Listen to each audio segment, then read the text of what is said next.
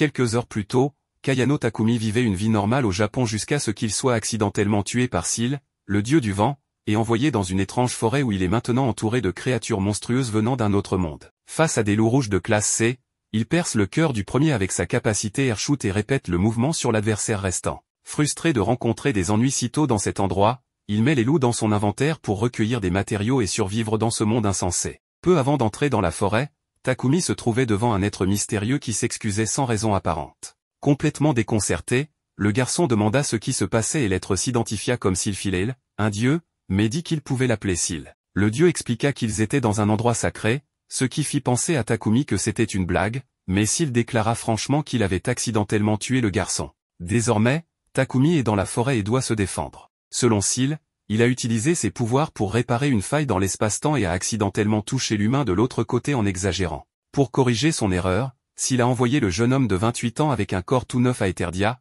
un monde géré par le dieu du vent. Des connaissances de base sur ce monde, sa langue et diverses autres compétences ont été implantées dans ce corps de 20 ans. En battant les loups rouges, Takumi a atteint le niveau 3 et continue maintenant son voyage pour découvrir pourquoi il s'est retrouvé là. Pendant sa marche, il rencontre 2 enfants perdus et essaie de communiquer avec eux, mais ils semblent trop effrayés pour lui faire confiance.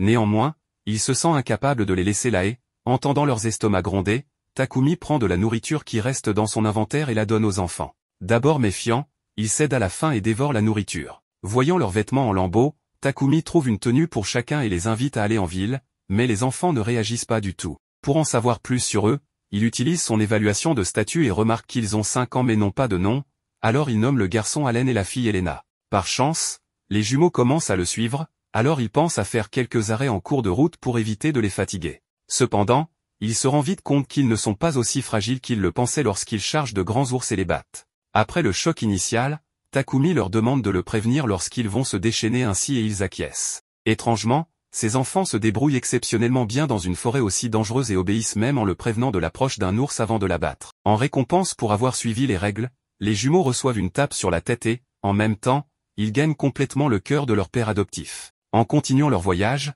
Allen et Elena écrasent tous ceux qui se trouvent sur leur chemin tandis que Takumi se tient les bras croisés. Alors que le soleil commence à se coucher, le père adoptif annonce qu'ils vont camper là pour la nuit et appelle les enfants à ramasser du bois. Après avoir préparé la nourriture sur un feu de camp, ils partagent tout le repas et les enfants semblent plus à l'aise qu'au début. À l'heure du coucher, Takumi dresse une barrière protectrice autour d'un arbre pour abriter les petits, marquant ainsi le début de son aventure à Eterdia. À l'aube, ils arrivent en ville, surprenant les gardes qui ne s'attendaient pas à ce qu'un jeune homme et 2 enfants émergent vivants de la forêt, un endroit recommandé pour le rang A. Pour fournir une excuse, Takumi dit qu'ils viennent de la campagne à la recherche d'herbes médicinales trouvées autour de cette zone, alors ils n'ont pas exploré profondément la forêt, gardant toujours une distance de sécurité. Les gardes acceptent l'explication et demandent l'identité du gardien.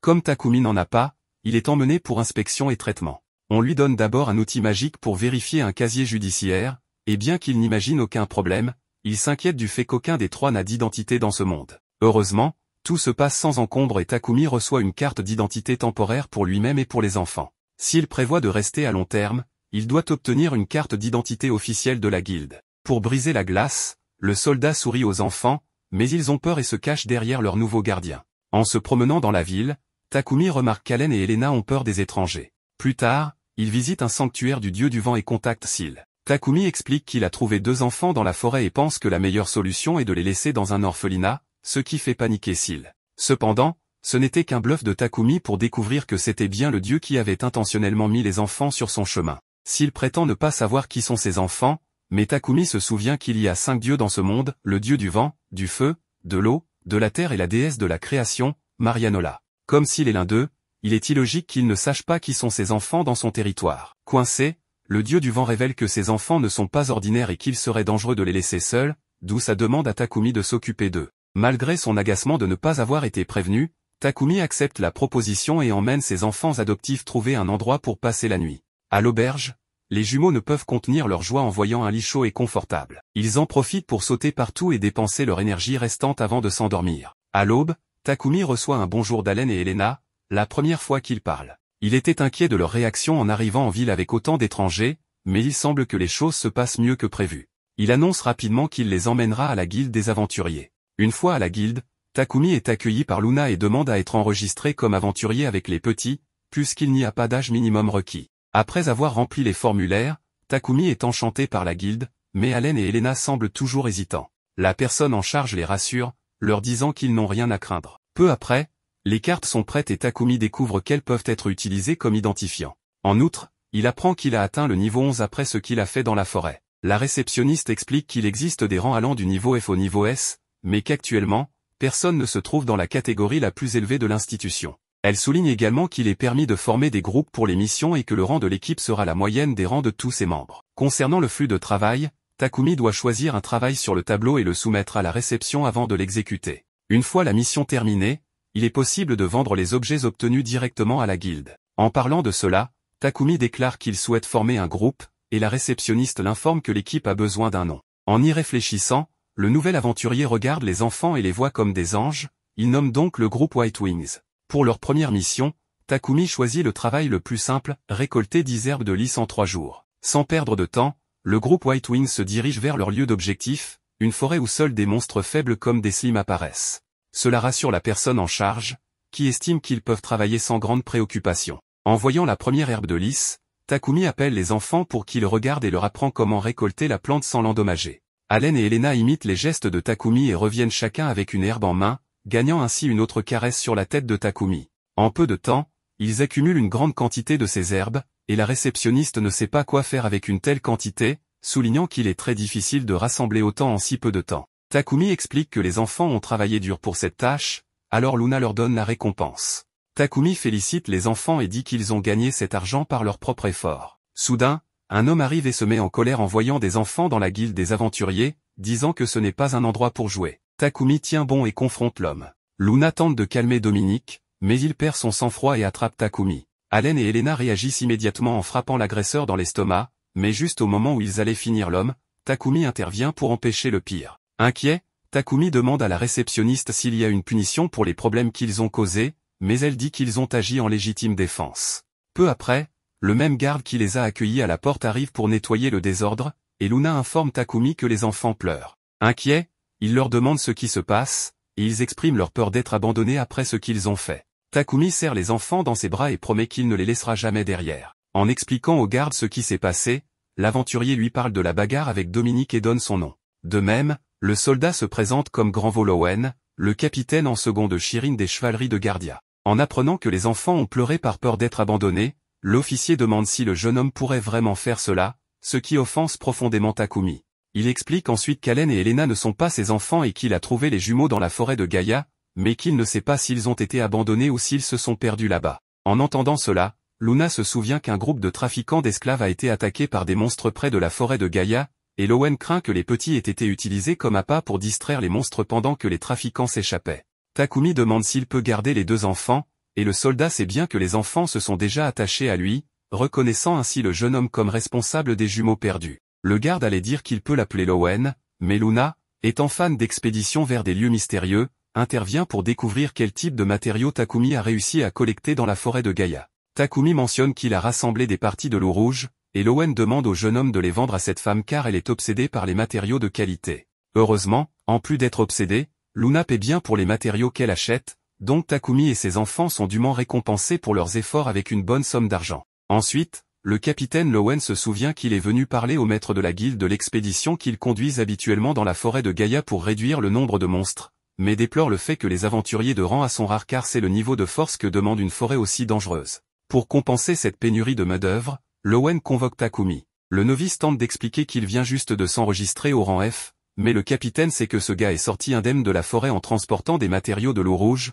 donc il peut très bien gérer la situation. Avec cela, l'aventurier réalise qu'il a fait une erreur en mentionnant les loups. Quoi qu'il en soit, Lowen se dirige vers le maître de la guilde, ignorant toute justification que Takumi pourrait avoir donnée pour éviter de rejoindre l'expédition. Devant le maître, l'officier demande que Takumi Kayano, un novice, fasse partie du groupe qui entrera dans la forêt de Gaïa. Le maître trouve étrange d'avoir un novice pour une mission de si haut niveau, alors Lowen explique que tous les novices ne sont pas nécessairement inexpérimentés. Quelques jours plus tard, Takumi s'est habitué à la vie à Eterdia, et les enfants commencent à interagir avec des étrangers. Ils suivent un emploi du temps régulier et profitent de leur vie. Cependant, en mangeant du pain, Takumi se rend compte qu'il n'est pas aussi bon que celui qu'il a l'habitude de manger. Il décide donc de préparer le pain de son monde. Il se rend dans une boulangerie où la boulangère, Michel, lui demande ce dont il a besoin. Takumi révèle qu'il n'est pas intéressé à acheter quoi que ce soit mais veut demander une faveur. Michel le présente à son père, Rod, et Takumi lui explique qu'il veut préparer du pain. Il montre à Rod les ingrédients et lui explique comment les utiliser. Rod révèle qu'il n'a jamais fait cela auparavant, alors Takumi décide de lui apprendre. Takumi fait une démonstration de la préparation du pain, et Rod réalise que c'est plus facile qu'il ne le pensait. Rod essaie de le faire lui-même, et Takumi lui dit que c'est parfait. Rod demande alors à Takumi de l'aider à faire plus de pain, et Takumi accepte. Ils commencent à cuisiner ensemble, avec l'aide des enfants. Après quelques moments, le pain est enfin prêt à être mangé. Rod en prend une bouchée et réalise qu'il est délicieux, pensant à le vendre à ses clients. Il propose de payer Takumi pour avoir eu l'idée, mais Takumi explique qu'il n'a pas besoin d'argent et veut juste que le pain soit disponible à la boulangerie. Il note qu'il a eu l'idée des boulangers de son monde, donc il ne veut pas en prendre le crédit. Rod envisage d'expérimenter avec d'autres ingrédients, et Takumi demande aux enfants ce qu'ils pensent du pain. Ils lui disent qu'il est délicieux et en veulent encore. Le lendemain, Luna informe Takumi qu'il a été promu au rang E, et il se rend compte qu'il est déjà au niveau 13. Elle lui demande s'il veut aller dans le labyrinthe et lui indique où le trouver, mentionnant qu'il a 15 étages et que les aventuriers le visitent pour chasser des monstres. Il décide d'aller y jeter un œil, et elle lui dit qu'il ne pourra pas le conquérir en un jour. Takumi explique qu'il veut juste explorer le premier étage, rappelant qu'il n'est qu'un aventurier de rang E et qu'il ne survivra pas s'il va trop loin. Après un certain temps, nous voyons Takumi et les enfants dans le labyrinthe, déjà au 3e étage. Takumi remarque que les enfants lui montrent le chemin, facilitant la navigation. Cependant, il les trouve mystérieux, se demandant comment ils connaissent le bon chemin. Il réalise que l'endroit s'appelle le labyrinthe de la Terre. Soudain, une taupe bloque leur chemin, mais les enfants la battent. Son corps disparaît et il se demande pourquoi. Takumi explique que les monstres dans les labyrinthes disparaissent lorsqu'ils sont vaincus, mais laissent des objets derrière eux. Il découvre que la taupe a laissé tomber une moustache, mais ils pensent tous que c'est inutile. Ils s'enfoncent plus profondément dans le labyrinthe, et Takumi décide d'arrêter pour la journée, disant qu'il est temps de dîner. Il sort son poêle magique et l'utilise pour cuisiner leur repas. Ils apprécient la nourriture ensemble, et les enfants passent un bon moment avant de dormir dans leur tente. Ils poursuivent leur voyage, éliminant les monstres sur leur chemin. Après quelques jours, ils atteignent le 10e étage et trouvent un coffre au trésor. Takumi pense qu'il pourrait contenir un objet rare, et les enfants l'ouvrent, découvrant 2 potions. L'une restaure le mana, et l'autre régénère l'endurance. Cependant, Takumi sait que ce sont juste des objets de Baran et qu'ils ne valent pas grand-chose. Soudain, un monstre apparaît et les enfants l'éliminent rapidement, laissant tomber sa peau. Takumi mentionne que c'est assez rare. Il remarque que les enfants sont incroyablement efficaces contre les monstres et pense qu'ils ont des instincts surhumains. Il est heureux qu'il n'ait pas été trouvé par quelqu'un qui aurait pu les exploiter, pensant que c'est la raison pour laquelle s'il était inquiet pour eux. Cependant, un serpent s'approche, et Takumi vérifie ses statistiques, réalisant qu'il est venimeux. Il dit aux enfants de reculer, pensant que c'est l'occasion idéale pour essayer sa compétence de lancer. Il lance une pierre avec une force incroyable, aveuglant le serpent, puis utilise sa compétence tranche-vent pour le découper en morceaux. Soudain, des abeilles géantes apparaissent et les enfants ont du mal à les toucher. Ils utilisent alors la compétence de lancer, mais les abeilles s'envolent, et Takumi est surpris qu'il possède aussi cette compétence. Alors qu'ils poursuivent les monstres, Takumi vérifie son inventaire et pense à la gelée de Slim, se demandant si elle est vraiment utile. Les enfants finissent par vaincre les monstres, qui laissent tomber du miel. Takumi note que c'est rare et pense que chasser les abeilles est une bonne idée. Il prépare un repas avec l'aide des enfants et décide d'utiliser le miel pour améliorer la saveur. Ils commencent à manger ensemble, trouvant la nourriture délicieuse, mais un groupe d'abeilles les approche soudainement. Il utilise ses compétences pour les éliminer, mais les enfants voient un autre groupe arriver et décident de les aider, heureux d'avoir pu récolter plus de miel. Ils atteignent finalement le 15e étage où ils voient une porte géante, pensant que le boss final les attend à l'intérieur. Ils décident d'entrer, mais la porte se ferme soudainement alors qu'un ver géant apparaît. Takumi réalise que c'est le boss final et qu'ils ne peuvent pas s'échapper à moins de le vaincre. Il dit aux enfants de le laisser s'en charger et utilise sa compétence tranche-vent, mais le boss l'esquive et commence à l'attaquer avec des orbes de sable. Takumi les détruit avec ses balles d'air et tire sa flèche de vent, qui parvient à tuer le boss. Il n'en revient pas d'avoir pu le vaincre si facilement, pensant que K lui a donné des compétences surpuissantes. Il récupère le butin tandis que les enfants le félicitent pour son travail acharné. Une porte s'ouvre et il voit un dispositif de téléportation qui peut les renvoyer au sommet. Ils ouvrent un coffre au trésor et découvrent des bombes incendiaires à l'intérieur. Takumi note qu'elles fonctionnent comme des grenades, mais il voit les enfants jouer avec et les leur retire en leur disant que c'est dangereux. Ils utilisent le dispositif de téléportation et sont transportés à l'extérieur du labyrinthe. Cependant, il voit un loup étrange, et Takumi remarque qu'il a l'air dangereux. Mais il commence à remuer la queue, et Takumi constate que les enfants ne l'attaquent pas, pensant qu'il doit être amical. Il vérifie ses statistiques, réalisant que c'est une bête de rang S. Il est surpris de découvrir qu'elle a un contrat avec lui, pensant que s'il est derrière cela, Il essaie de donner des ordres au loup, et celui-ci obéit. Les enfants commencent à l'apprécier, disant qu'il est mignon, et ils lui disent qu'ils devraient lui donner un nom. Takumi décide de l'appeler Jules, et les enfants pensent que c'est un excellent nom. Ils sont sur le point de retourner en ville, mais Takumi sait que les villageois paniqueraient s'ils voyaient Bijou. Il le cache donc dans son ombre, expliquant qu'il peut le faire apparaître au besoin. Ils se rendent à la chapelle où Takumi demande à s'il a envoyé Bijou, mais il nie cela, pensant que le dieu de l'eau en est responsable. Il décide de lui donner une autre bête contractée, lui disant d'aller dans la prairie à l'extérieur de la ville le matin suivant. Takumi se demande pourquoi le dieu de l'eau lui a envoyé Bijou, et s'il pense que c'est pour le remercier. Takumi croit que c'est parce qu'il prend soin des enfants, pensant qu'ils doivent être liés au dieu de l'eau. Il reçoit un cadeau des dieux, et s'il lui dit de l'accepter. Takumi hésite, alors s'il le prévient qu'il va recevoir une punition divine s'il refuse, ce qui le pousse à accepter. Le lendemain, il se dirige vers la prairie mentionnée par Seal, et deux créatures apparaissent. Il réalise qu'ils ont de nouveaux compagnons. L'une d'elles appartient à l'espèce des tigres volants, un monstre de rang S qui contrôle le vent et vole librement dans les cieux. L'autre est un faucon tonnerre, un faucon doré utilisant la magie de la foudre et possédant une vitesse enviable. Quant à leur nom, Takumi décide d'appeler le tigre Fit et le faucon Bolt. En fait, Seal a déjà envoyé les colliers pour les animaux, de sorte qu'ils sont tous correctement équipés et domestiqués pour rejoindre les ailes blanches. Pour éviter tout problème parmi les autres personnes, ces colliers peuvent se réduire en même temps que les animaux, les faisant ressembler à des chatons et des chiots.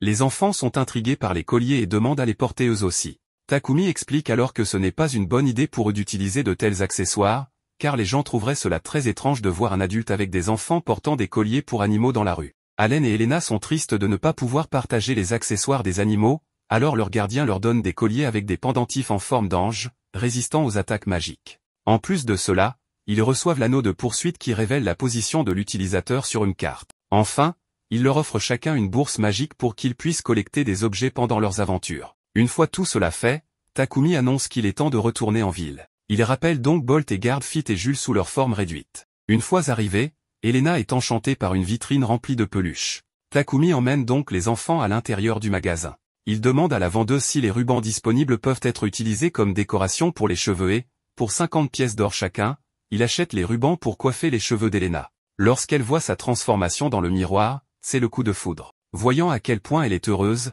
il lui demande de choisir un autre ruban et Elena choisit un ruban noir, car c'est la couleur des cheveux de son père. La vendeuse demande si la fille a choisi cette couleur parce qu'elle aime son père, et elle répond oui, ce qui fait très plaisir à Takumi. Ensuite, il demande à Allen s'il veut quelque chose, mais il sent que ce genre de ruban ne correspond pas à son style, alors il secoue la tête. Profitant de l'ambiance festive, la vendeuse propose d'essayer de nouveaux vêtements aux enfants et bientôt ils montrent leur charme avec les tenues les plus modernes du magasin. Takumi demande si la femme a fabriqué tous ses vêtements elle-même et elle confirme, car elle fait aussi des travaux de couture. Parmi tous les vêtements, les jumeaux préfèrent ceux avec des oreilles d'animaux, alors Takumi les achète pour faire plaisir à ses enfants.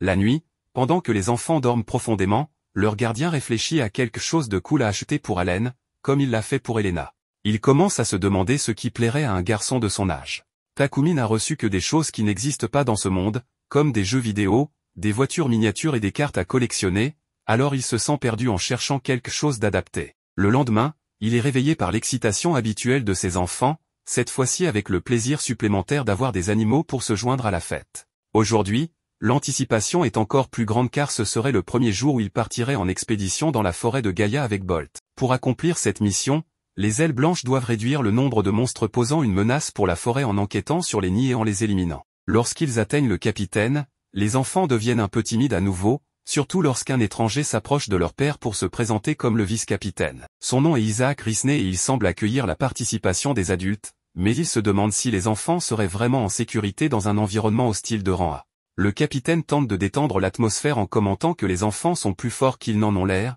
mais Allen et Elena réagissent en se cachant encore plus derrière les jambes de leur gardien. Takumi s'excuse pour la timidité des enfants et tente de les encourager à sortir de leur coquille, mais il semble qu'il leur faudra un peu de temps pour baisser leur garde. Quoi qu'il en soit, Volt annonce qu'ils utiliseront des carrioles pour se rendre à la forêt de Gaïa et demande à tout le monde de monter à bord. Takumi remarque quelqu'un qui les regarde étrangement. Ressentant les émotions de ses enfants, il réalise qu'ils ont également perçu une certaine hostilité, supposant que c'est parce que certains aventuriers n'acceptent pas la présence d'enfants lors de telles expéditions. En route pour la mission, Isaac explique qu'il leur faudra environ 1 heure pour atteindre la forêt, alors Takumi dit aux enfants que ce sera peut-être un trajet ennuyeux, mais ils sont d'accord avec cela. Deux aventuriers commencent à encourager les enfants, disant qu'ils ont hâte de travailler en équipe avec eux, ce qui les laisse stupéfaits, comme s'ils ressentaient le poids de la responsabilité sur leurs épaules. Alors que la carriole avance, Takumi sent que les enfants deviennent plus à l'aise, à son grand soulagement. Bientôt, ils arrivent à l'orée de la forêt de Gaïa et Volt annonce son plan de chasse de 5 jours,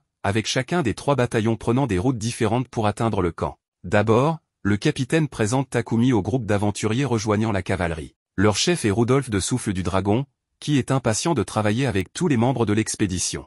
La fille s'appelle Iris, tandis que le garçon en chemise verte s'appelle Gilm, et celui en bleu, Zack. Rudolf est un aventurier de rang A, ce qui impressionne Takumi, qui est impatient de travailler avec un aventurier de si haut niveau. Avec cela, Volt appelle tout le monde à se mettre en route et, en chemin, les jumeaux démontrent leur capacité perceptive en identifiant la présence d'ennemis à proximité. Takumi avertit qu'un monstre arrive par la gauche, bien que personne d'autre ne puisse le voir. Ironiquement, la magie de détection de Gilm, qui repose sur un signal magique, ne détecte rien, tandis que la pure perception des jumeaux est bien plus efficace pour sentir les hostilités environnantes. Après un moment, Gilm finit par détecter la présence et le groupe passe en mode combat. Bientôt, un loup rouge émerge de la forêt, surprenant les aventuriers. Cependant, contrairement aux autres, Allen et Elena sont ravis par la présence de l'animal et courent jouer avec lui, ce qui rappelle à Takumi qu'il a oublié de leur dire de rester tranquillement dans un coin. Allen donne un coup de pied à la bête, suivi par Elena, et à eux deux, ils vainquent l'ennemi en quelques secondes, laissant tout le monde bouche bée. Comme d'habitude, Takumi caresse la tête des enfants pour les féliciter de leur victoire, mais leur demande de se reposer et de laisser les autres avoir leur tour à la chasse également. Pendant ce temps, Volt veut savoir ce qu'il vient de voir, car les loups rouges sont des créatures de rancée. Leur père mentionne le jour où les jumeaux ont terrassé un homme adulte à la guilde des aventuriers. Bien que ce soit effectivement une scène impressionnante, le capitaine pense que cela n'est arrivé que parce que l'homme avait baissé sa garde. Il ne croit pas que ces enfants sont de véritables machines à tuer capables d'abattre des bêtes sauvages d'un simple coup de pied. Comme il l'a mentionné auparavant, Takumi se rappelle avoir trouvé les jumeaux dans la forêt de Gaïa, ce qui laisse les aventuriers sous le choc en réalisant que 2 enfants ont survécu dans une forêt aussi dangereuse. Cela explique beaucoup de choses sur la force impressionnante des 2 petits. Au milieu de tout cela, s'il observe le voyage et regrette d'avoir mis Takumi dans cette situation. Tout ce qu'il peut espérer, c'est que celui envoyé dans ce monde réussira sa mission. Il prie les dieux pour la sécurité du trio. Allen et Elena menacent cette sécurité en courant soudainement dans la forêt, poussant leur père à les poursuivre pour voir ce qui s'est passé. Il s'avère qu'ils ont trouvé de l'herbe spirituelle, une herbe médicinale aux propriétés magiques qui sert également d'ingrédient pour les potions. Malgré avoir reçu encore plus de caresses pour avoir trouvé cet objet, Takumi leur rappelle à nouveau qu'ils ne peuvent pas courir partout dans la forêt comme des fous. Mais avec leur visage triste et adorable, ils cèdent et les laissent se promener plus profondément dans les bois. Bientôt, ils trouvent de la mousse rocheuse gluante, un remède efficace contre les démangeaisons mais qui peut provoquer des éruptions cutanées en cas de contact direct avec la peau. Isaac se rappelle que son capitaine a utilisé cette mousse pour traiter ses crises de démangeaison. Volt s'excite à l'idée de collecter autant de cet ingrédient que possible, mais avant de pouvoir le toucher, Isaac l'avertit des éruptions cutanées et réprimande son supérieur, soulignant que même les enfants sont plus intelligents en appelant un adulte avant de toucher la plante. Takumi trouve cette dynamique entre les 2 étrange, mais un des aventuriers explique que cela a toujours été ainsi. Pour aggraver les choses, les réprimandes semblent durer plus d'1 heure, alors Takumi appelle les enfants et leur demande de faire quelque chose discrètement. Les jumeaux tirent la cape d'Isaac et lui tendent un sac de la mousse, rendant le vice-capitaine ravi du cadeau des petits, ce qui lui fait oublier de réprimander Volt à nouveau. Une fois de plus, Allen et Elena restaurent la paix avec leurs compétences variées. Cependant, la paix est de courte durée car un orc supérieur s'approche, accompagné de 6 orques plus petits. Rudolf s'engage à affronter l'ennemi principal tandis que Takumi se joint également au combat. Volt doute que Takumi puisse gérer un orc, mais le garçon prouve le contraire en abattant l'un des monstres avec son classique vent tranchant. En même temps, les capitaines repoussent les autres orques et Rudolf combat leur chef. Après la victoire, Volt demande une explication sur la façon dont l'aventurier supposément inexpérimenté a annihilé un orc en un seul coup. Les jumeaux n'apprécient pas l'approche du capitaine et le regardent comme des chiens en colère. Néanmoins, l'homme découvre que le rang F de Takumi est une supercherie et suggère à Rudolf d'ajuster le rang du garçon une fois de retour à la guilde des aventuriers. Takumi ne comprend pas comment Rudolf peut augmenter son rang simplement en demandant, alors Rudolf explique qu'une recommandation d'un aventurier de haut niveau suffit pour que le maître de guilde augmente le rang de quelqu'un selon le cas. Revenant à la bataille récente, l'aventurier de rang A note que de nombreux orques se trouvent à la lisière de la forêt et que l'atmosphère environnante est étrangement calme. Isaac partage la même inquiétude, car il est rare qu'un tel groupe de monstres soit présent là-bas, considérant cela comme un mauvais présage. D'un air sérieux, Volt annonce qu'une enquête complète sera menée jusqu'à ce que les jumeaux interrompent et demandent à leur daron une collation fraîche. Pendant le repas, le capitaine interroge Takumi sur la manière dont il a obtenu du pain fantôme, nommé ainsi pour sa rareté extrême dans les boulangeries. Takumi explique que le boulanger l'a fait personnellement pour lui, ce qui rend Volt suffisamment envieux pour demander aux enfants une bouchée. Lorsqu'ils refusent, leur gardien n'a d'autre choix que de fournir une autre miche pour le grand enfant,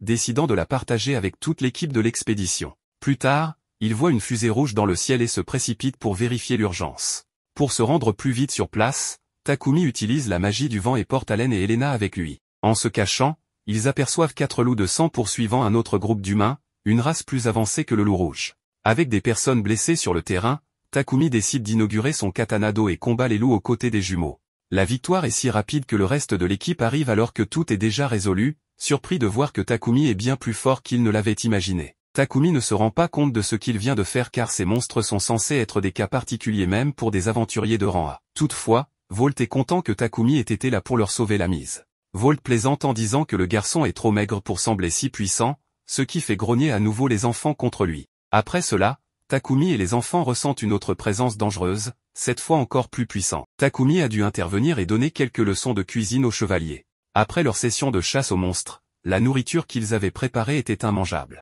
Volt a expliqué qu'il était compréhensible qu'ils ne sachent pas cuisiner puisqu'ils étaient des chevaliers. Takumi a donc suggéré que Mademoiselle Iris prépare quelque chose, mais un des aventuriers a immédiatement refusé car Iris fait un ragoût terrible, mais pas dans le bon sens. Takumi a été surpris que personne ne puisse faire un repas décent. Il voulait seulement le meilleur pour les enfants, alors il a décidé d'intervenir et de tout faire lui-même. Il a informé les chevaliers de sa décision, a mis un tablier et a guidé les autres chevaliers sur les bons ingrédients et proportions pour le repas. Après une période intense, ils ont enfin préparé un repas convenable que tout le monde a accepté avec plaisir car il sentait divinement bon. Ils se sont tous jetés sur leur dîner sans hésitation, félicitant Takumi pour un travail bien fait. Ils ont vidé la marmite, ce qui a rendu Takumi fier de les satisfaire à ce point. Ils se sont endormis le ventre plein et se sont réveillés le lendemain matin en s'attendant à un autre cours de cuisine de maître de Takumi, qu'il a accepté comme le prix à payer pour avoir préparé un si bon repas la veille. Takumi s'est résigné à son sort à contre-cœur, lorsqu'il a soudainement ressenti que quelqu'un l'espionnait avec de mauvaises intentions. Il a regardé en direction de ce regard, mais n'a vu personne. Il est allé consoler les enfants car il savait qu'ils seraient effrayés après ce regard malveillant. Ils ont continué l'expédition et Volt a confirmé qu'il y avait quelque chose d'anormal dans la forêt. Rudolf l'a confirmé car leur rencontre avec des monstres était à un niveau record. Takumi a demandé au duo de quoi il parlait lorsque Tira, le troisième capitaine, s'est soudainement retourné pour le remercier de l'avoir secouru la veille. Takumi est content de le voir sur pied au vu de ses blessures, mais le capitaine lui a dit qu'il ne pouvait pas rester inactif après l'incident de la veille. Volt a exprimé à quel point il était inhabituel que des monstres attaquent en groupe. Tira a également exprimé son inquiétude car il n'avait pas vu d'autres monstres malgré leur progression plus profonde dans la forêt, contrairement à ce qui se passe habituellement. Bien que Takumi soit préoccupé par le sujet de la discussion, il est constamment distrait par le regard malveillant qu'il reçoit de temps en temps. Il regarde autour de lui pour essayer de trouver l'origine de ce regard lorsque les enfants s'exclament soudainement. Takumi regarde en direction de leur regard et remarque un énorme serpent les regardant calmement. Il se blâme pour avoir détecté le monstre en retard car il était distrait par le regard malveillant. Il pointe le monstre à tout le monde et ils sont surpris qu'un serpent maléfique les attaque. Volt ordonne au groupe d'expédition de se retirer alors que le monstre descend soudainement de l'arbre et les attaque. Il écrase les aventuriers avec son corps puissant et abat certains chevaliers avec sa queue. Les enfants veulent engager le monstre en combat, mais Takumi les retient pour qu'ils ne se blessent pas. Le serpent se jette sur eux et Takumi lance son sort de coupe-vent, mais le monstre l'esquive facilement à sa grande surprise. Tira lance un sort de terre de haut niveau pour immobiliser temporairement le monstre. Rudolf réalise qu'il serait difficile de vaincre le monstre en raison de sa puissance. Ils ont compris que le monstre était la cause de l'anomalie de la forêt. Rudolf ordonne aux blessés de se retirer car il gênerait la bataille. Volt met Isaac en charge des blessés tandis que Takumi dit aux enfants de se retirer car le monstre est trop dangereux. Rudolf demande à Iris, Jim et Zach de le soutenir afin qu'ils puissent unir leurs forces pour abattre le monstre. Ils essaient d'attaquer le monstre, mais leur attaque ne laisse même pas une égratignure parce que les écailles du serpent sont trop épaisses. Takumi se rappelle que les écailles du monstre sont résistantes aux attaques physiques et magiques. Le monstre attaque à nouveau avec sa queue, et ils s'écartent tous pour ne pas être touchés, sachant que ce serait fatal. Pendant que les blessés sont soignés, le serpent se tourne pour terminer le travail, mais Takumi bloque son chemin avec son sort de coupe-vent, faisant tomber quelques arbres. Volt essaie de combiner le feu avec son coup d'épée pour abattre le monstre, mais c'est inefficace contre lui. Iris et Zach attaquent le serpent avec leur sort magique, mais cela ne fait aucun dégât. Takumi essaie de se rappeler la faiblesse du serpent, mais le monstre ne lui laisse pas le temps de réfléchir. Takumi remarque les enfants accrochés au corps du serpent pendant qu'il attaque et il les avertit que le serpent pourrait être dangereux. Le serpent tourne son attention vers les enfants, et Takumi utilise cette opportunité pendant que le serpent est distrait pour invoquer un poignard de son inventaire. Il lance le poignard sur le serpent, qui s'enfonce dans son œil, le blessant. Volt félicite Takumi pour avoir blessé le serpent, mais Takumi ressent soudainement à nouveau le regard inquiétant dans son dos. Les enfants sont distraits par le regard et le serpent en profite pour les renverser avec sa queue. Takumi s'inquiète pour la sécurité des enfants, mais ne peut pas détourner son attention du serpent sinon il blesserait les enfants. Iris court vers les enfants pour les soigner, et Rudolph assure à Takumi que les enfants vont bien car ils sont déjà debout. Takumi demande à Rudolph de lui faire gagner du temps parce qu'il veut lancer un sort avancé devant, ce qui surprend Rudolph, car il n'a jamais vu Takumi lancer un tel sort. Takumi dit à Rudolph de donner l'ordre à tout le monde de se retirer derrière lui quand il donnera le signal pour que personne ne soit blessé. Les aventuriers occupent le serpent pendant que Takumi prépare son sort magique. Il donne le signal à Rudolph, qui ordonne à tout le monde de se retirer. Takumi récite l'incantation du sort et le lance sur le serpent, le découpant complètement en morceaux. Plusieurs arbres tombent soudainement sous l'impact du sort de Takumi, ce qui fait que le groupe d'expédition se précipite pour se mettre en sécurité. Takumi se rend compte qu'il a mis trop de magie dans son sort. Rudolph est stupéfait par la puissance magique de Takumi, mais le félicite pour les avoir sauvés du serpent. Il conseille à Takumi de rassembler autant de matériaux du serpent qu'il peut, car ils sont utiles. Les enfants accourent soudainement, félicitant Takumi pour sa force. Takumi s'inquiète pour eux et leur demande s'ils sont blessés. Il le rassure en disant qu'ils vont bien et que leurs blessures sont toutes guéries. Takumi est heureux de l'entendre et remercie Iris pour avoir soigné les enfants. Iris lui dit que les enfants n'avaient que des égratignures, ce qui l'a surprise car elle s'attendait à ce que leurs blessures soient plus graves. Takumi se rend compte que les enfants ne sont pas normaux car leurs corps sont trop robustes. Il savait qu'un enfant normal aurait eu plus que quelques égratignures après l'attaque du serpent. Il espère que les enfants ne seront pas exposés à un tel danger à l'avenir, quand il ressent soudainement à nouveau le regard malveillant dans son dos. Il marche dans la direction du regard, ignorant les louanges de Volt, et renverse un chevalier, à la surprise de tous. Il tient son épée à la gorge du chevalier, le menaçant de ne pas bouger, et Volt s'approche, se demandant pourquoi il menace le chevalier. Takumi lui dit d'interroger Sagesse, le chevalier, et Volt demande à Sagesse s'il a fait quelque chose de mal. Sagesse nie toute faute, mais Takumi résume sa défense comme des mensonges. Takumi est surpris que Sagesse n'ose pas parler après avoir nourri une telle intention malveillante contre lui. Rudolph soutient les affirmations de Takumi après avoir remarqué que Sagesse le regardait avec une intention malveillante depuis qu'ils s'étaient regroupés. Il savait que Takumi en avait assez de ses manigances parce que son regard distrayait les enfants, entraînant des blessures. Volt se demande pourquoi Sagesse avait une telle intention malveillante contre Takumi, mais Sagesse affirme que Takumi ment contre lui. Takumi en a marre de la démonstration de Sagesse et lui demande de dire la vérité parce que Rudolph a déjà soutenu ses affirmations. Sagesse dit à Takumi qu'il est à blâmer pour son malheur parce qu'il a attiré l'attention de Volt. Takumi essaie de comprendre ce que Sagesse sous-entend, et Isaac explique que Sagesse a de forts sentiments pour le capitaine. Takumi comprend maintenant que Sagesse le regardait avec haine parce qu'il se rapprochait trop du capitaine et pensait qu'il interférerait dans leur relation. Volt nie toute relation avec Sagesse, qui essaie de lui faire avouer, mais Volt rejette ses avances. Takumi taquine Volt en disant qu'il est la cause de ses problèmes, mais Volt lui dit qu'il n'y est pour rien. Isaac s'excuse sincèrement auprès de Takumi d'avoir été pris dans les affaires des chevaliers en raison de leur manque de supervision. Il assure à Takumi que l'offenseur sera dûment puni, et Takumi prend ses paroles au sérieux. Tira exprime son inquiétude pour les enfants parce qu'ils ont été blessés, mais il le rassure qu'ils sont tous guéris. Takumi dit à Volt qu'il devrait être en partie responsable parce qu'il a négligé l'intention malveillante. Il avertit Sagesse qu'il ne le pardonnera pas à l'avenir si un tel incident se reproduit. Isaac le remercie pour sa considération. Rudolph s'approche soudainement de Takumi, heureux que la discussion soit terminée, et lui dit qu'il meurt de faim après avoir dépensé tant d'énergie pour abattre le serpent. Tout le monde dans le groupe d'expédition fait l'écho à la plainte de Rudolph, suppliant Takumi de leur préparer quelque chose à manger. Takumi n'en a pas envie à cause du comportement d'un des chevaliers qui a blessé les enfants, mais il change d'avis lorsque les enfants insistent pour dîner avec le reste du groupe d'expédition. Takumi accepte de préparer le repas et demande de l'aide aux membres du groupe d'expédition. Les enfants offrent leur aide pour le repas, mais font une erreur et perdent toute motivation. Takumi les rassure qu'ils s'amélioreront avec plus de pratique, et ils se réjouissent en réalisant qu'Iris n'est pas beaucoup mieux pour aider Takumi. Après le dîner, Takumi regarde ses statistiques et se rend compte qu'il a considérablement monté de niveau. Il remarque qu'il a une nouvelle catégorie d'invocation et peut maintenant utiliser la magie de l'eau. Il décide d'essayer la magie de l'eau à l'avenir quand il en aura l'occasion.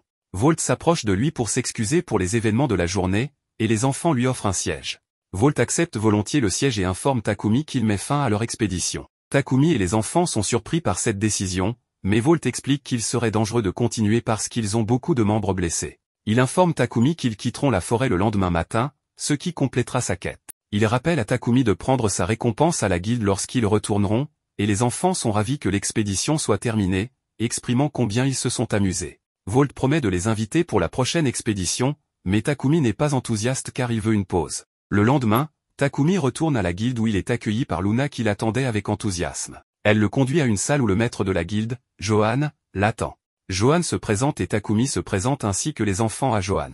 Johan mentionne les informations de Rudolf et Volt concernant le rang de Takumi, mais il n'est pas convaincu parce que Takumi ne semble pas forte à ses yeux. Cependant, en raison des recommandations de 2 personnes de haut rang, le maître de la guilde envisage de le promouvoir au rang d'aventurier de rang A. Luna est excitée à l'idée que Takumi soit promu à un rang aussi élevé en si peu de temps, mais Johan la calme. Il explique que les exploits de Takumi lui ont valu ce rang et s'excuse de ne pas lui avoir accordé son rang plus tôt. Takumi lui dit qu'il est plus que satisfait d'être un aventurier de rang A. Johan demande à Takumi ce qu'il fera des enfants parce que leur bas rang influencera le rang de leur groupe, l'empêchant de prendre des quêtes de niveau supérieur. Il précise également que faire monter en grade les enfants attirera des mauvaises intentions. Takumi demande l'avis des enfants et décide de leur faire monter d'un niveau. Johan est satisfait de cette décision car leur groupe deviendra de rang C, permettant à Takumi de prendre des quêtes de rang B. Il demande à Luna de s'occuper de la paperasse et les enfants présentent leur carte d'identité au comptoir de la réception. Elle évalue leur carte et est surprise qu'ils aient exploré le labyrinthe jusqu'au dernier étage en seulement quelques jours. Elle informe Takumi qu'il vient de battre un record, mais Takumi lui demande de garder cela secret pour éviter de mettre en danger les enfants en attirant l'attention sur eux. Luna décide de répondre à sa demande, bien qu'elle ne pense pas que quelqu'un serait assez déraisonnable pour combattre la personne qui a abattu un serpent. Elle termine le processus de montée en grade et leur présente leur nouvelle carte d'identité et les bénéfices de l'expédition. Takumi est sur le point de quitter la guilde pour rentrer chez lui, mais Luna l'arrête en lui demandant les matériaux qu'il a collectés lors de l'expédition. Rudolf lui avait déjà dit qu'ils avaient abattu un loup rouge et un serpent maléfique, donc elle attendait avec impatience d'obtenir les matériaux de Takumi. Takumi lui dit qu'il ne peut pas vendre les matériaux à la guilde, alors elle le conduit à un entrepôt sécurisé. Takumi décide de garder un tiers des matériaux de l'expédition et de vendre le reste. Il vide également son inventaire de son exploration du labyrinthe et Luna achète tout avec plaisir. Ils quittent la guilde et retournent à leur lodge, où Takumi, épuisé, s'endort immédiatement après leur arrivée. Alors que le ciel commence à éclaircir l'horizon, Takumi est allongé paisiblement sur l'herbe verte du champ, regardant avec amour les enfants jouer avec les animaux. À un moment donné, il devient curieux de l'interaction entre les jumeaux et les animaux de compagnie, alors il s'approche pour voir ce qui se passe.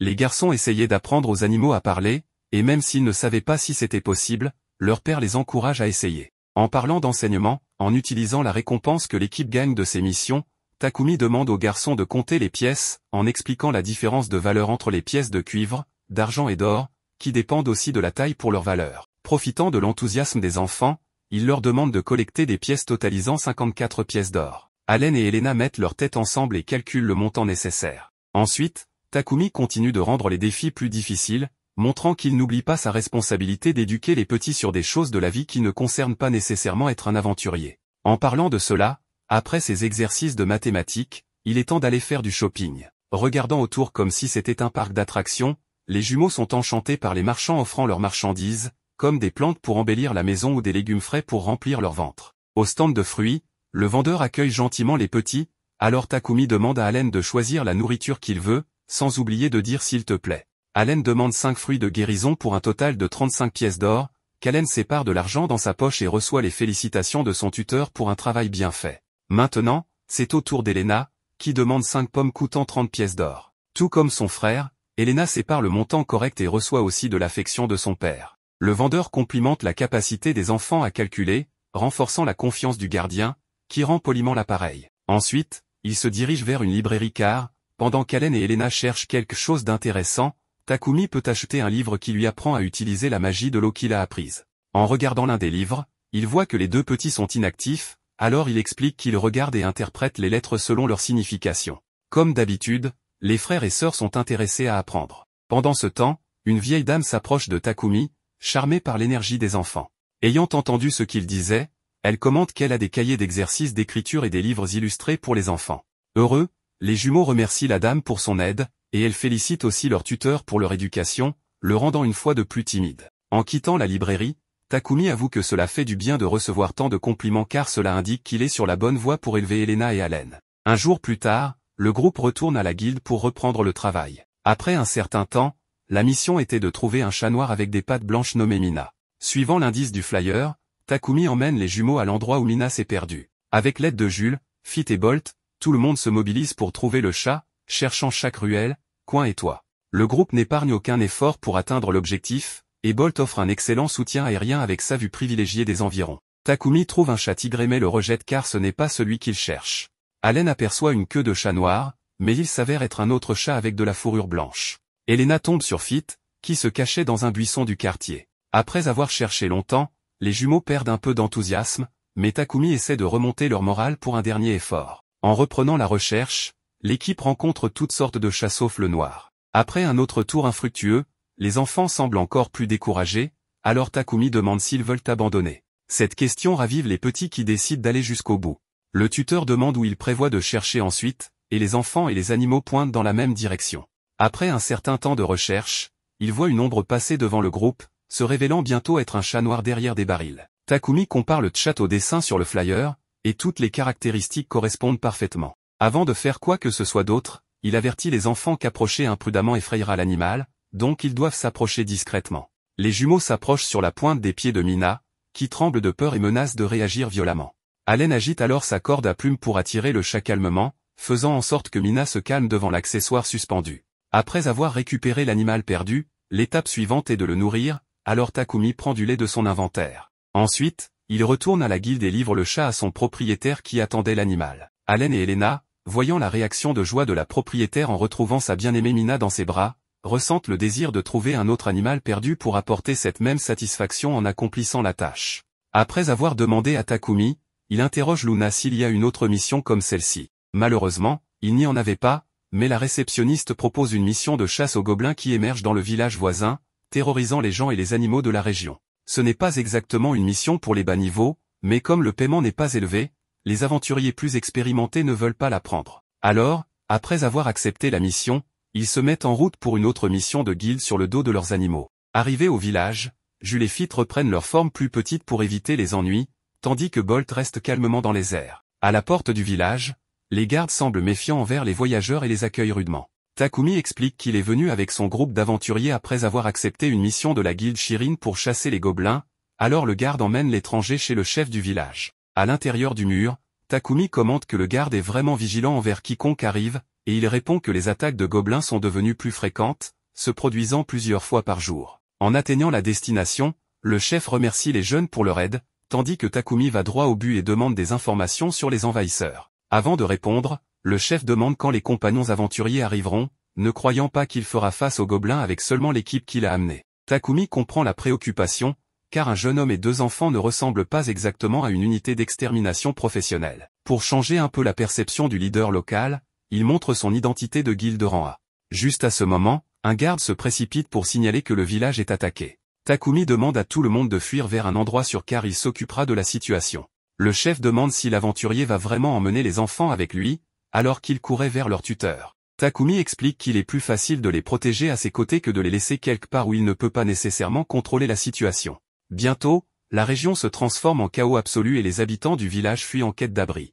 Une femme trébuche et est à la merci d'un gobelin, alors l'aventurier étranger repousse la créature avec un coup d'air et la sauve avant de libérer les enfants pour l'action. Takumi leur demande d'être prudents, et en plus des enfants, il laisse aussi les animaux rejoindre le combat mais demande aux 2 quadrupèdes de rester dans leur forme réduite. Sans délai, le quintet charge les gobelins envahisseurs et en bat la plupart jusqu'à ce que le chef du groupe repère l'ennemi le plus grand jusqu'à présent, un soldat gobelin qui semble menaçant. À cause de cela, Takumi décide de prendre cet adversaire en main, mais Allen et Elena l'anticipent et donnent un coup de pied au monstre, le terrassant sans aucun problème. Après la bataille, Takumi rassemble l'équipe pour féliciter tout le monde jusqu'à ce qu'il entende une voix venant de Jules par télépathie. Après avoir vaincu les gobelins, le loup a acquis cette capacité. Après le choc initial, la première chose que demande Takumi est de ne pas être appelé maître, ce que Jules a fait en obtenant sa voix. Il préfère être appelé simplement par son nom. Jules n'est pas trop fan de l'idée, alors Allen et Elena conseillent à l'animal l'appeler Taku, comme ils le font, ce qui plaît au loup. Peu après, Fit appelle le jeune homme Monsieur Taku tandis que Bolt l'appelle Monsieur Takumi. Ravi, Takumi est enchanté de voir les animaux parler et de confirmer que Fit est effectivement une femelle comme il le soupçonnait. Maintenant qu'ils peuvent parler, les animaux expriment leur désir de renforcer encore plus leur lien avec les enfants, qui sautent de joie en entendant cela. En fin de compte, les leçons d'Allen pour apprendre aux animaux à parler ont porté leurs fruits. Comme d'habitude, Takumi tapote les jumeaux sur la tête pour leur excellent travail. Maintenant qu'ils peuvent parler, les animaux veulent aussi des tapotements sur la tête, qu'ils obtiennent sans problème. Cependant, malgré ce moment de camaraderie, de la fumée apparaît dans le village, alors Bolt vole pour vérifier la source.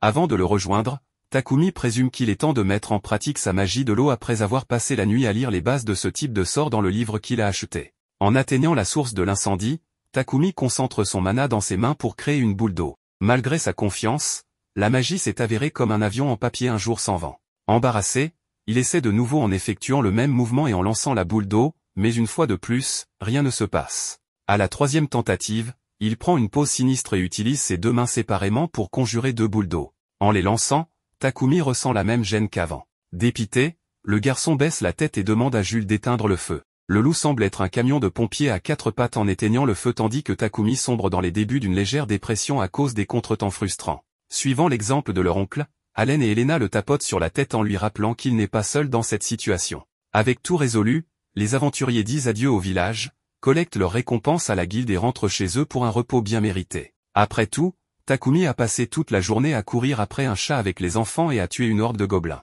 Takumi pensait que les jumeaux seraient épuisés, mais ils apparaissent bientôt en lui demandant de leur lire une histoire, prouvant une fois de plus que les enfants ont un réservoir d'énergie supplémentaire. Le livre parlait des poissons de l'océan, quelque chose que les enfants ne connaissaient pas, alors Takumi a une idée. Le lendemain matin, il informe les capitaines de Shirin qu'il quittera la ville pour montrer le monde aux enfants, en commençant par Belay, la ville de la plage du Sud. En recevant cette nouvelle, Isaac commente que Volt ne pouvait pas cacher sa joie en découvrant que Takumi et les enfants ne quitteraient pas le royaume puisque Belay n'est pas loin. Le capitaine avoue qu'il serait bon d'avoir ces trois-là dans les parages en cas d'invasion de Shirin. Après cela, il est temps de dire au revoir à Luna qui, accro aux matériaux rares, voulait seulement savoir quels objets seraient sur sa table au retour de l'aventurier. Ensuite, les ailes blanches demandent à Michel et Rod, la famille de boulanger, une grande quantité de pain à la crème et d'anko, ainsi que du pain aux fruits de coucourou fait dans un moule spécial qu'il a préparé. Ils s'arrêtent bientôt à la boutique de vêtements et reçoivent un cadeau d'adieu de la part du propriétaire. Enfin, Takumi va au sanctuaire pour informer Syl du voyage, et le dieu est triste parce que l'humain ne l'a pas beaucoup visité dernièrement. Avec cela en tête, Takumi promet de trouver une statue de la divinité du vent pour communiquer avec lui quand il atteindra l'océan du Sud. Cependant, en quittant le sanctuaire, un homme prétend que les enfants lui appartiennent. Ils se souviennent du moment où le marchand les a utilisés comme appât lorsque des monstres ont attaqué la charrette, jetés violemment au sol. Ils ont été laissés pour morts avant que les loups sauvages n'interviennent. Cela traumatise les enfants et rend impossible de cacher leur peur lorsqu'ils rencontrent cet homme à nouveau, qui continue de crier qu'ils sont sa propriété. Takumi vérifie le statut de l'homme et découvre qu'il est un marchand d'esclaves. Takumi répond que les deux petits sont ses frères et sœurs, et non ceux que l'homme recherche. Cela ne fait qu'énerver davantage l'homme, car les jumeaux sont indubitablement reconnaissables. Takumi, qui ne sait pas exactement ce qui s'est passé, commence à supposer que c'est cet individu qui a laissé Allen et Elena servir d'appât. Après tout, l'esclavage existe à Ertedia et les esclaves sont marqués d'un contrat magique pour prouver leur statut, bien que les jumeaux n'aient pas cette marque. Quoi qu'il en soit, la haine de Takumi pour l'homme est indéniable pour ce qu'il a fait à deux enfants sans défense, mais ce n'est pas le moment de laisser sa colère prendre le dessus, il doit protéger les deux enfants. À ce moment-là, la patrouille de la ville arrive pour vérifier la situation, et le marchand accuse Takumi de voler sa marchandise. Les gardes demandent ce qui a été volé, et quand l'homme répond, il n'aime pas entendre comment il se réfère aux enfants. Takumi demande une preuve que les deux appartiennent au marchand, puisqu'aucun des deux n'a de marque d'esclave. Lorsque le marchand est à court d'arguments, Takumi saisit l'occasion pour l'accuser de tenter de kidnapper les enfants en utilisant une fausse revendication de propriété. Les gardes ne savent pas quoi faire jusqu'à ce que Volt et Isaac apparaissent par coïncidence et résolvent immédiatement le problème. Après que l'homme soit emmené au poste, les capitaines expliquent qu'ils sont venus seulement pour dire au revoir à Takumi et aux enfants, en assurant à Takumi qu'il n'a pas à s'inquiéter parce qu'ils témoignent qu'Allen et Elena sont bien les frères et sœurs aventureux, de sorte qu'ils ne peuvent jamais être appelés esclaves à nouveau. Takumi fait comprendre aux deux enfants qu'il sera toujours à leur côté pour prendre soin d'eux, contre vent et marée. Allen et Elena commencent à pleurer et à serrer leur oncle dans leurs bras. Lors des adieux officiels, Isaac donne à Takumi une invitation de leur Belay, qui devrait être utilisée pour toute assistance que le seigneur peut fournir dans la ville côtière du Sud. Comme les responsables ont de l'influence dans la région, ils profitent de l'occasion pour protéger les trois voyageurs. Enfin, Takumi demande aux petits de dire au revoir aux chevaliers, ce qu'ils font à contre-séhure, et Isaac commente qu'il n'est pas nécessaire de les forcer car ils viennent de traverser une période difficile et sont encore renfermés.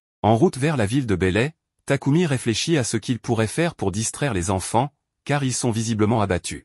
Il annonce bientôt que le groupe des ailes blanches passera par la forêt de Gaïa. À leur arrivée, le jeune homme s'assure que personne n'est dans les environs et libère tous les animaux pour égayer les enfants et les transporter sur leur dos jusqu'à Belay, car le voyage sera long. Jules et Fit, excité, accepte d'aider, tandis que Bolt est chargé de voler et d'identifier si quelqu'un est à proximité, car Takumi ne veut pas être vu voyageant avec plusieurs monstres de rang pour éviter les soupçons.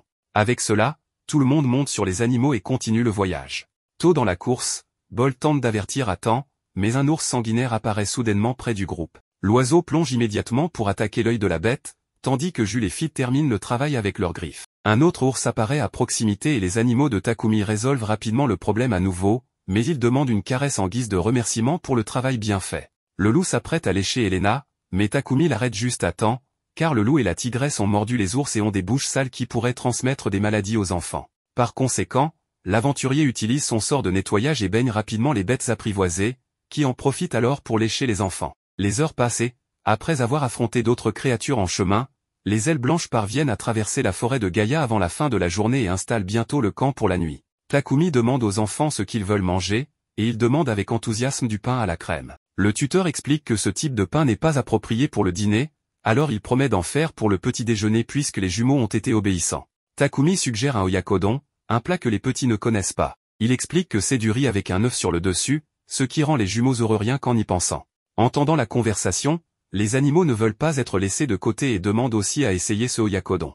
Le soir, le repas est servi à tous ceux qui le souhaitent et Allen et Elena réalisent que le plat est assez différent de ce qu'ils imaginaient, car ils pensaient qu'il s'agirait littéralement d'un œuf avec une coquille sur une portion de riz. Néanmoins, ils assurent qu'ils le mangeront tout comme les animaux qui se jettent sur la nourriture sans hésitation. De plus, Jules et Fit reprennent leur forme plus petite pour manger lentement et savourer chaque bouchée. La nuit tombée, tout le monde dort en sécurité dans la tente magique tandis que Takumi reste éveillé pour contempler le ciel étoilé. Après si longtemps, 3 lunes partagent le ciel d'Eterdia, une rouge, une jaune et une bleue. Les lunes jaunes et rouges sont visibles à cette époque de l'année et le jeune homme est captivé par ce spectacle. En seulement 2 mois après son arrivée à Eterdia, Takumi a accompli plus de choses que jamais sur sa planète d'origine, et pourtant tout semble s'être passé en un clin d'œil. À l'aube, le groupe repart après un petit déjeuner simple. Lorsqu'ils atteignent Belay, les enfants affichent de grands sourires en voyant l'océan pour la première fois. Takumi explique que l'eau est salée, alors Elena demande si elle a bon goût. Takumi avertit que ce n'est pas une bonne idée de boire l'eau,